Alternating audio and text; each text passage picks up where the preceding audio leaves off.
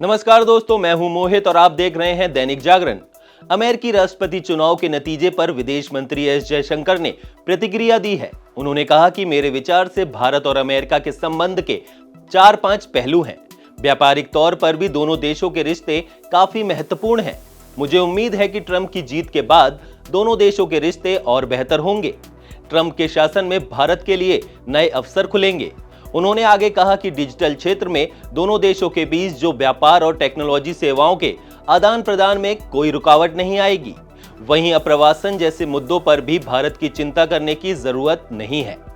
बता दें कि ट्रंप ने चुनावी रैली के दौरान इस बात पर जोर दिया था कि अगर उनकी सरकार बनी तो देश में गैर कानूनी रूप से दाखिल प्रवासियों पर रोक लगाई जाएगी। वहीं उन्होंने कई बार कहा है कि अमेरिका में नौकरियों पर पहला अधिकार यहाँ के नागरिकों का है। गौरतलब है कि ट्रंप के आने से पाकिस्तान और चीन की चिंता बढ़ चुकी है। दरअसल ट्रंप ने पिछले शासन के दौरान पाकिस्तान को मिलने वाली आर्थिक सहायता भी रोक दी थी। इसके अलावा ट्रंप ने चीन के साथ ट्रेड वॉर की बात की थी। अब एक बार फिर ट्रंप के आने से भारत के पड़ोसी देशों चीन और पाकिस्तान की टेंशन काफी बढ़ चुकी है। वहीं भारत अमेरिका संबंधों और H-1B वीजा पर विदेश मंत्रालय के प्रवक्ता रणधीर जायसवाल ने कहा, भारत और अमेरिका के बीच आर्थिक संबंध काफी व्यापक हैं। पिछले साल 2023 में भारत और अमेरिका के बीच करीब 190 अरब डॉलर का व्यापार हुआ, जिसमें सामान और सेवाएं भी शामिल हैं। अमेरिका भारत का दूसरा सबसे बड़ा व्यापारिक भागीदार है। बड़ी तादाद में भारतीय छात्र वहां पढ़ते हैं और रक्षा प्रौद्योगिकी में अमेरिका और भारत के बीच एक बड़ी निवेश साझेदारी है।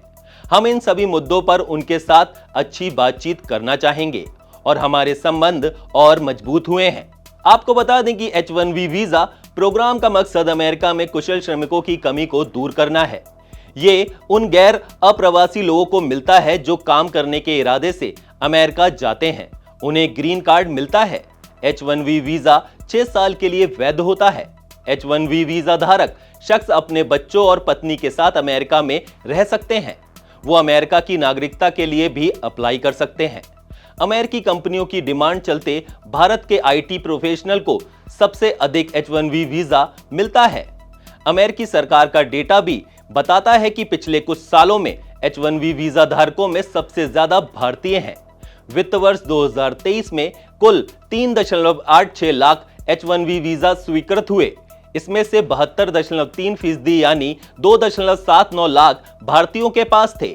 चीनी कर्मचारी दूसरे स्थान पर थे, जिन्हें कुल H-1B वीजा 11.7% मिला था।